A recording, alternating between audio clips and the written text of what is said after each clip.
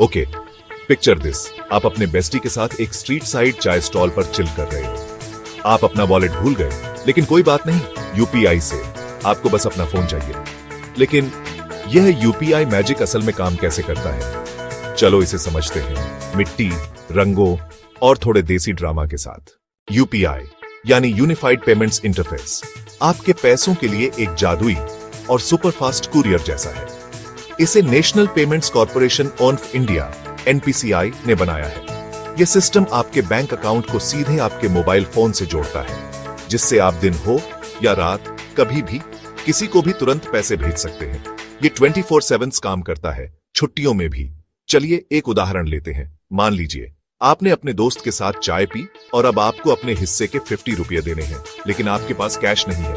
कोई बात नहीं, यूपीआई है ना। आप बस अपना फोन निकालते हैं और अपनी पसंदीदा पेमेंट ऐप खोलते हैं, जीपे, फोन पे या पेटीएम।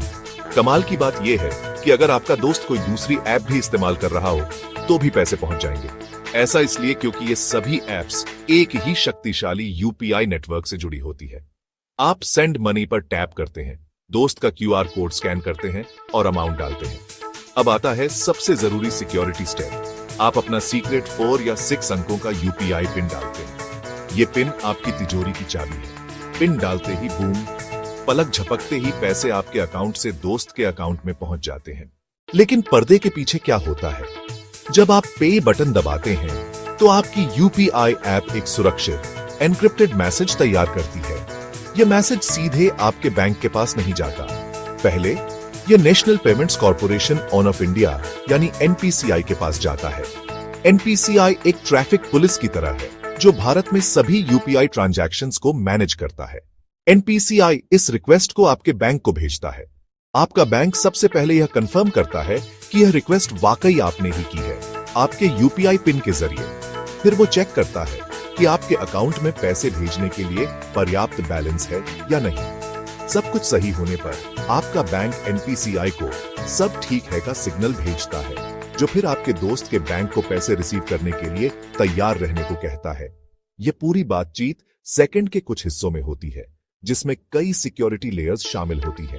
जैसे ही दोनों बैंकों से हरी झंडी मिलती है, पैसा तुरंत आपके अकाउंट से कटकर आपके दोस्त के अकाउंट में क्रेडिट हो जाता है और फिर टक, आपके और आपके दोस्त दोनों के फोन पर पेमेंट सक्सेसफुल का मैसेज आ जाता है। यह पूरा जादुई प्रोसेस सिर्फ 3 से 5 सेकंड में पूरा हो जाता है। अब आप सोच रहे होंगे, क्या यह सब सुरक्षित है? और इसका जवाब है हाँ, बिल्कुल। यूपीआई को कई सुरक्षा परतों के साथ बनाया गया है। यह आपके पैसे के लिए एक डिजिटल किले की तरह है। हर ट्रांजैक्शन को ऑथराइज करने के लिए आपको एक सीक्रेट कोड की जरूरत होती है, जिसे हम यूपीआई पिन कहते हैं। यह पिन आपकी डिजिटल तिजोरी की चाबी है। और जैसे आप अपनी तिजोरी की चाबी किसी को नहीं देते, वैसे ही अपना यूपीआई पिन कभी किसी के साथ शेयर न करें। चाहे कोई फोन करके लॉटरी जीतने का झांसा दे या कोई बैंक का कर्मचारी होने का नाटक करे। याद रखें, कोई भी असली बैंक या यूपीआई ऐप आपसे कभी भी आपका पिन नहीं मांगेगा। यह आपका सीक्रेट है और इसे सीक्रेट ही रहना चाहिए। चलिए अपनी जानकारी को परखते हैं। क्या आप एक छोटे से सिक्योरिटी क्विज के लिए तैयार हैं? पहला सवाल, आपको एक टेक्स्ट मैसेज मिलता है जिसमें कहा गया है कि आपने लॉटरी जीती है। इनाम पाने के लिए आपको एक लिंक पर क्लिक करके अपना यूपीआई पिन डालना है।